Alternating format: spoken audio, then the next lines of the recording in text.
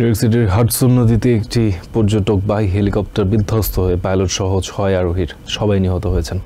বৃহস্পতিবার বিকাল ৩টার কিছু পরে এই দুর্ঘটনা ঘটে। নিহতদের মধ্যে আছেন প্রযুক্তি প্রতিষ্ঠান সিমেন্সের স্পেন শাখার প্রধান অগাস্টিন এসকোবার, তার স্ত্রী এবং তাদের 3 শিশু সন্তান।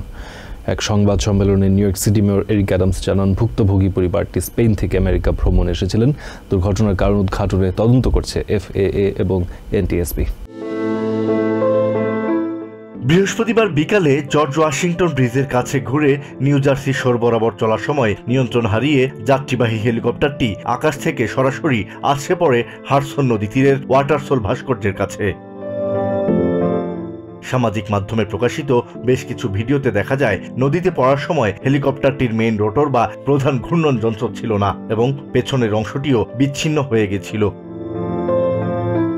দুর্ঘটনার কয়েক মিনিটের মধ্যে এভিয়েশন, হারবার, স্কুবা এবং পেট্রোল ইউনিট সহ NYPD এবং ফায়ার ডিপার্টমেন্টের সংশ্লিষ্ট সব টিম সেখানে পৌঁছায়। পর্যায়ক্রমে ভুক্তভোগী 6 আরোহীকে উদ্ধারের পর 4 জনকে ঘটনাস্থলেই মৃত ঘোষণা করা হয় এবং আরও 2 জনকে স্থানীয় হাসপাতালে নেওয়ার পর তারাও মারা যান। পরে এক সংবাদ সম্মেলনে New York City mayor Eric Adams এ বিষয়ে বিস্তারিত তুলে ধরেন। এই ঘটনায় গভীর শোক জানান mayor. New York City fire commissioner Robert S Tucker জানান, NYPD ও FDNY এর যৌথ প্রচেষ্টায় দ্রুত সময়ের মধ্যেই তারা ভুক্তভোগীদের উদ্ধারে সক্ষম হন, কিন্তু কেউই জীবিত না থাকায় এটিকে একটি মর্মান্তিক দিন বলে আখ্যায়িত করেন তিনি।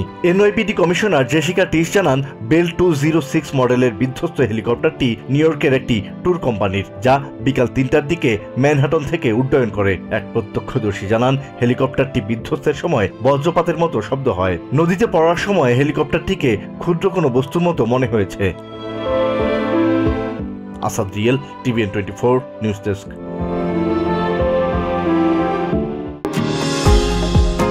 নিউইয়র্ক থেকে সম্প্রচারিত TVN 24 টেলিভিশন বিশ্বজুড়ে বাঙালির কণ্ঠস্বর।